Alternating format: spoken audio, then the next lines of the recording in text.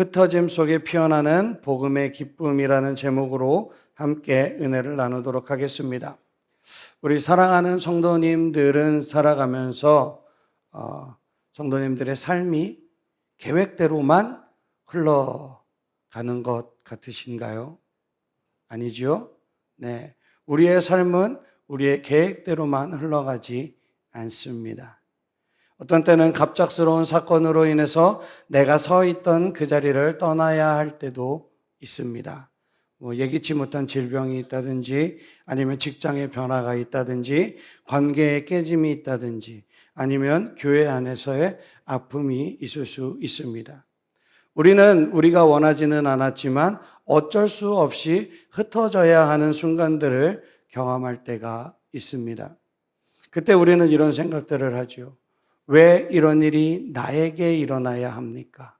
하나님, 왜 제 삶을 이렇게 흩으십니까? 오늘 본문의 예루살렘 교회도 그랬습니다. 스데반 집사가 돌에 맞아 순교한 뒤에 예루살렘 교회는 큰 박해를 당했습니다. 그 결과 성도들은 각처로 흩어질 수밖에 없었습니다. 그들의 눈에는 이 모든 상황들이 비극이었을 거예요. 세상 사람들이 볼 때에도 이 그리스도교는 이제 끝났다고 생각했을 수 있습니다.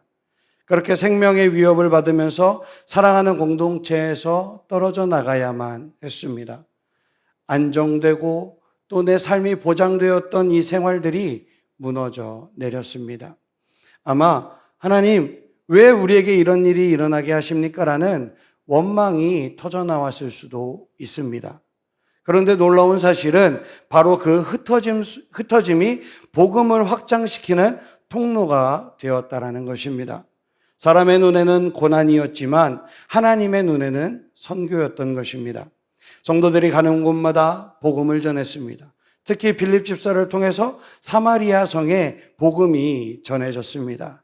그 결과 성경은 이렇게 기록합니다. 그 성에 큰 기쁨이 있더라. 사랑하는 성도님들, 이 장면은 우리에게 아주 중요한 교훈을 주고 있습니다. 하나님은 우리가 이해할 수 없는 그 흩어짐의 순간에도 여전히 일하고 계시다는 것입니다. 우리의 눈에는 고통처럼 보이지만 하나님의 눈에는 복음을 전하는 기회가 될 수 있습니다. 오늘 말씀을 통해서 흩어짐 속에 감추어진 이 하나님의 섭리를 발견하고 또 이 빌립 집사의 전도를 통해서 어떻게 복음이 경계를 넘어서 기쁨을 회복시키는지 함께 살펴보는 시간이 되기를 소망합니다.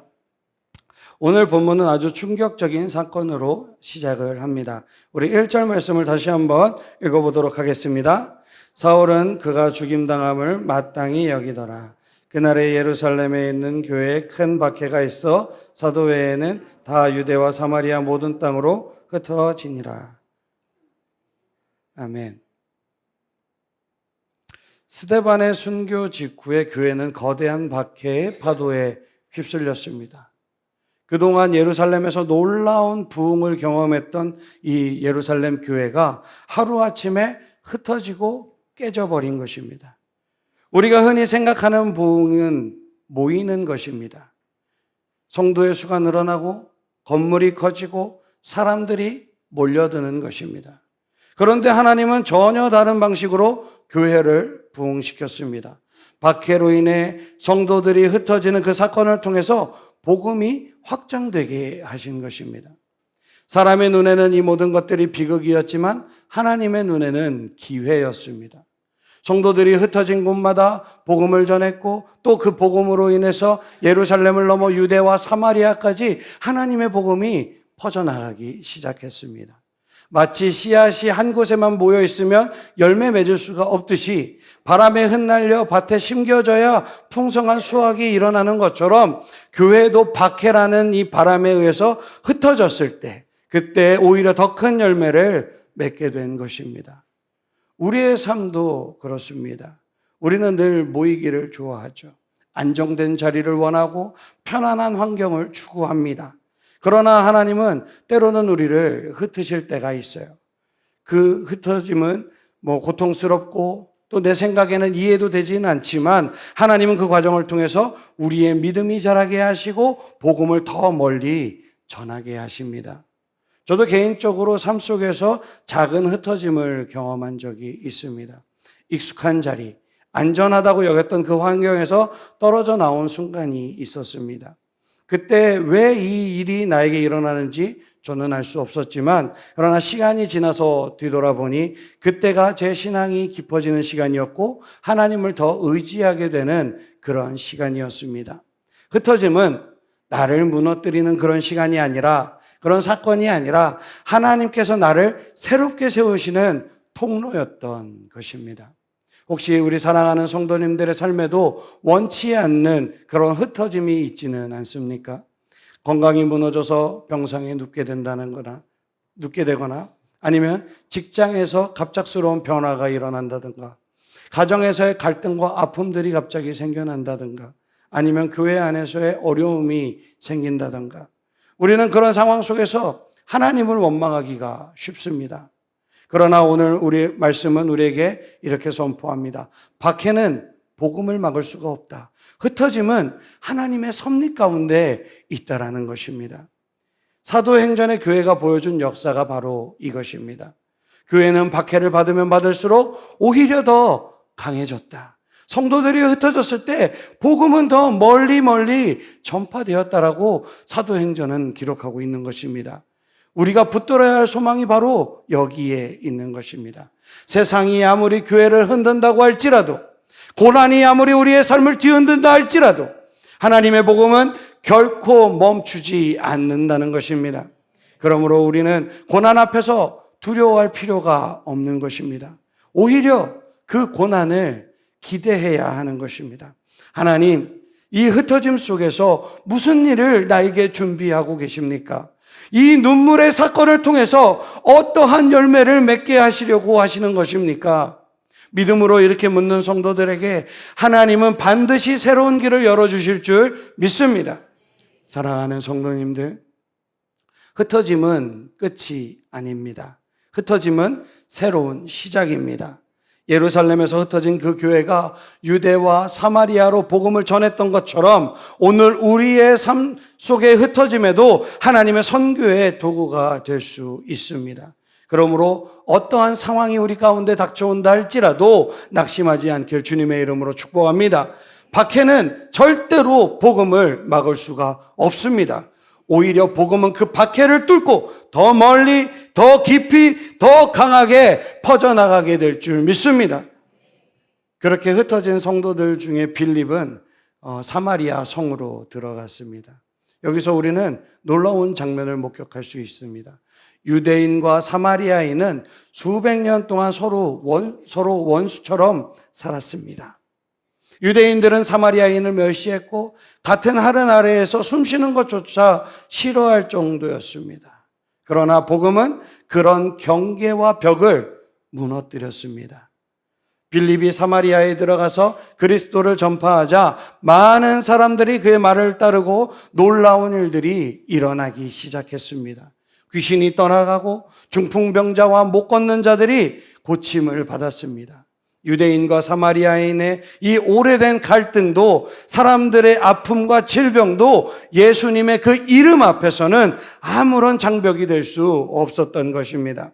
사랑하는 성도님들, 이것이 복음의 본질이 아닌가요? 복음은 언제나 장벽을 허무는 능력이 있습니다. 사람과 사람 사이에 담을 허물고 하나님과 인간 사이에 막힌 담을 허무는 것이 바로 복음의 능력입니다. 원수된 관계를 화목되게 하고 멀어진 마음을 가까이 하게 합니다. 사마리아인과 유대인 사이에 놓였던 이 깊은 골짜기도 복음이 들어가자 메워진 것입니다. 우리의 삶에도 수많은 경계가 있습니다.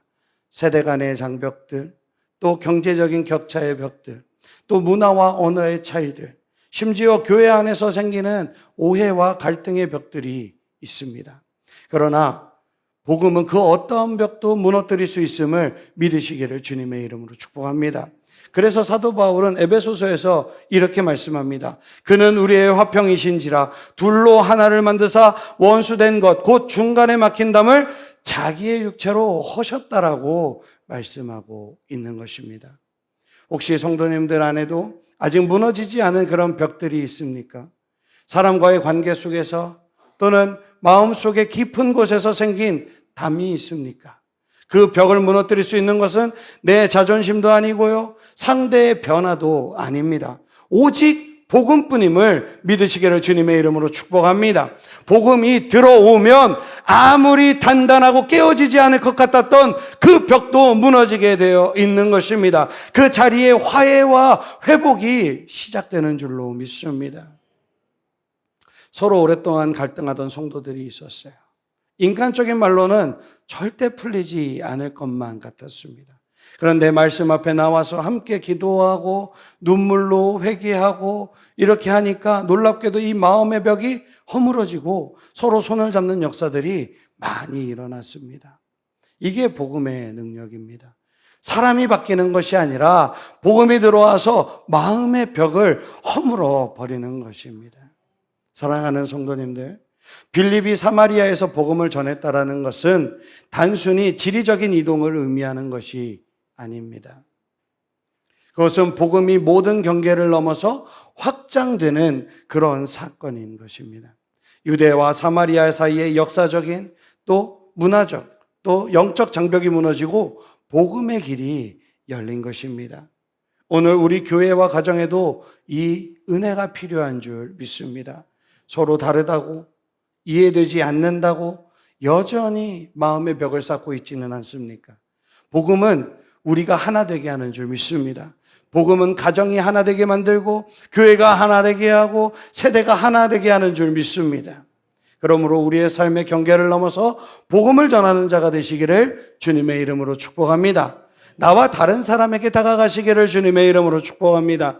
그 불편한 관계 속으로 들어가서 복음을 전할 수 있기를 주님의 이름으로 축복합니다. 복음은 모든 담을 허무는 능력이 있음을 믿으시기를 주님의 이름으로 축복합니다. 예수님께서 하셨던 것처럼 이제는 우리가 그 벽을 넘어야 할 때인 줄 믿습니다. 빌립이 사마리아에서 복음을 전했을 때 나타난 결과를 성경은 이렇게 기록하고 있지요. 우리 8절 말씀을 크게 한번 읽어보도록 하겠습니다. 그 성에 큰 기쁨이 있더라. 그 성에 작은 기쁨이 있었다고요? 큰 기쁨이 있었다고 말합니다. 이 짧은 한 구절이지만 이 말씀은 복음이 어떠한 열매를 맺는지 분명하게 보여주고 있는 말씀입니다. 사마리아 사람들은 오랫동안 어둠 속에 있었어요. 영적으로 하나님을 온전히 알지 못했고 사회적으로는 유대인들에게 멸시받으면서 살아왔습니다. 더군다나 귀신의 억압과 각종 질병으로 인해서 눌려있는 삶을 살아야 했습니다. 그런데 그 땅에 복음이 들어가자 상황이 바뀌어버린 거예요. 귀신이 떠나가고 병든 자가 고침을 받았습니다. 무엇보다 예수님의 그 그리스도의 이름이 선포되자 절망하던 그 땅에 큰 기쁨이 임했던 것입니다. 여기서 우리가 중요한 사실을 발견할 수 있어요. 복음은 언제나 슬픔을 가져온다. 맞습니까? 아니죠. 기쁨을 가져온다는 것을 우리는 알 수 있습니다. 복음은 단순히 정보를 주는 것이 아니에요. 아, 예수님이 이런 분이시지, 예수님이 이런 일을 하셨지, 예수님이 이렇게 행하셨지, 이렇게 지식으로 끝나는 것이 아닙니다. 복음은 우리의 삶을 실제로 변화시키고 그 결과 깊은 기쁨을 누리게 하는 것입니다. 사랑하는 성도님들, 성도님들의 마음에는 지금 어떠한 기쁨이 있습니까? 믿음 생활은 하지만 마음속에 기쁨이 사라진 분들도 있으실 거예요. 예배는 드리지만 그 예배가 형식적으로 느껴지고 기도해도 응답이 없는 것 같고 삶에는 여전히 무거운 짐만 남아있는 것처럼 느껴질 수도 있습니다. 그런데요, 성경은 복음이 임하면 예수 그리스도의 이름이 내 마음에 새겨지면 기쁨이 다시 회복된다라고 말씀하고 있는 것입니다. 다윗도 시편 51편에서 이렇게 기록하고 있습니다. 주의 구원의 즐거움을 내게 회복시켜 주시고 자원하는 심령을 주사 나를 붙드소서. 다윗은 죄로 인해서 기쁨을 잃어버렸어요. 그러나 주님 앞에 회개하고 하나님 앞에 돌아가면서 다시 그 구원의 기쁨을 달라고 간구하고 있는 것입니다. 복음은 잃어버린 그 기쁨을 다시 회복하게 만드는 줄 믿습니다. 이렇게 사마리아 성에 임한 기쁨은 단순히 병이 나아서 생긴 그런 기쁨이 아닙니다. 그것은 예수님을 만난, 그리스도를 만난 그 구원의 기쁨이었습니다. 내 상황이 달라지지 않아도 여전히 현실의 문제가 남아있음에도 불구하고 예수님께서 나의 삶의 주인이 되어 주실 때 마음속 깊은 곳에서 솟아나는 그 기쁨이 있는 것입니다. 그 기쁨은 세상이 줄 수 없는 기쁨이고 세상이 또한 빼앗을 수도 없는 그런 기쁨인 것입니다. 제가 신앙생활을 하면서 깨달은 것이 하나 있습니다. 진짜 기쁨은 소유해서 내가 많이 가졌다고 해서 오는 것이 아니라 예수님과의 관계 가운데서 그 안에서 온다는 것입니다. 가진 것이 많아도 기쁨이 없는 사람이 많습니다. 그런데 가진 것이 없어도 기쁨으로 충만한 사람이 있습니다. 왜 그렇습니까? 복음이 그 마음 가운데 깊이 새겨져 있기 때문입니다. 복음이 들어가면 환경을 뛰어넘는 그런 기쁨이 생겨나는 줄 믿습니다. 지금 우리 가정과 교회에 이 기쁨이 필요하지 않습니까? 바쁘게 살아가면서도 웃음을 잃어버린 우리의 얼굴에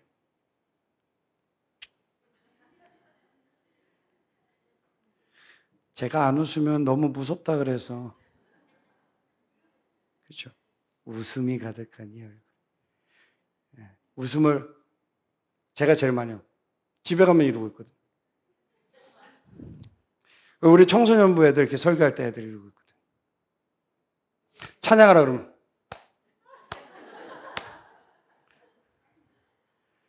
우리는 안 그러죠? 아까 제가 청소년부 단톡방에다 글을 하나 올렸거든요. 오늘 금요기도에는 청소년부가 조용하네. 아직 답장을 제가 못 보고 왔는데 아무튼 어디 하다가 내가 갑자기 이렇게 왔지? 어디 있죠? 네. 웃음을 잃어버린 우리의 얼굴에 복음의 기쁨이 다시 피어나야 되는 줄 믿습니다. 사마리아 성에 임했던 그 기쁨이, 그 큰 기쁨, 작은 기쁨 아니고 그 큰 기쁨이 오늘 우리 가운데도 임하기를 간절히 축복합니다. 오늘 이 시간 우리가 예수님을 바라볼 때, 십자가와 부활을 붙들 때, 성령이 우리 안에 역사하실 그때에 주님이 주시는 참된 기쁨이 우리의 가정과 우리 교회 가운데 충만하게 흘러넘치게 될 줄 믿습니다. 아멘. 말씀을 정리하고 마치도록 하겠습니다. 오늘 우리는 빌립 집사의 전도 이야기를 통해서 하나님께서 어떻게 일하시는지 짧게 살펴보았습니다. 인간의 눈에는 비극처럼 보이고 그런 박해들, 또 흩어짐들, 이런 것들이 하나님의 손에 붙들리니까 복음의 확장으로 바뀌었습니다.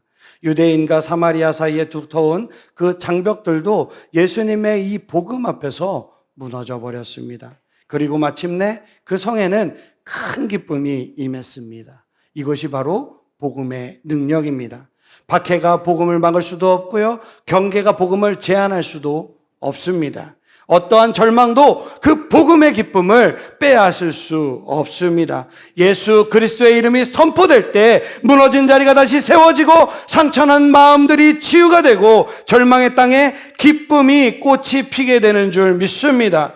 우리의 삶에도 흩어짐의 그런 시간들이 있습니다. 원치 않는 자리에 내몰릴 때도 있고요, 예상치 못한 그런 고난 속에 우리의 삶이 놓여질 때도 있습니다. 그러나 그 자리에서도 하나님은 여전히 나를 위해서 일하고 계신 줄 믿으시기를 주님의 이름으로 축복합니다. 오히려 그 순간이 복음을 증거할 기회가 되는 줄 믿습니다. 그러므로 낙심하지 마시고 오히려 그 고난을 기대하시기를 축복합니다. 하나님은 지금도 저와 사랑하는 성도님들을 통해서 복음을 전하게 하시고 우리의 눈물 속에서도 기쁨을 준비하고 계시는 줄 믿습니다. 그리고 우리가 또 하나 기억해야 될 것은 복음은 경계를 넘는다는 것입니다. 나와 다른 사람, 나와는 절대로 안 될 것 같은 불편한 관계들, 이해할 수 없는 이런 상황 속에서도 우리는 복음을 전해야 되는 줄 믿습니다. 복음은 언제나 담을 허물고 화해를 이루고 새로운 역사를 시작하는 줄 믿습니다. 마지막으로 복음은 우리에게 기쁨을 줍니다.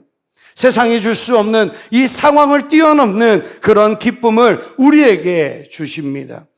이 기쁨이 오늘 우리의 가정에, 우리의 일터에, 우리 교회에 충만히 임하기를 주님의 이름으로 축복합니다. 사랑하는 성도님들, 오늘 이 말씀을 우리 마음 가운데 깊이 새기기를 축복합니다. 오늘 제목이 뭐였죠? 불과 20분 전에. 그렇죠. 역시 우리 애들은 적으니까. 네. 흩어짐 속에 피어나는 복음의 기쁨입니다. 이 은혜가 우리 사랑하는 성도님들의 삶에 가득하시기를, 그래서 어떠한 상황 속에서도 예수님의 이름을 붙들고 기쁨을 잃지 아니하시기를 주님의 이름으로 간절히 축복합니다. 아멘. 우리 예배자 찬양하고 기도하도록 하겠습니다.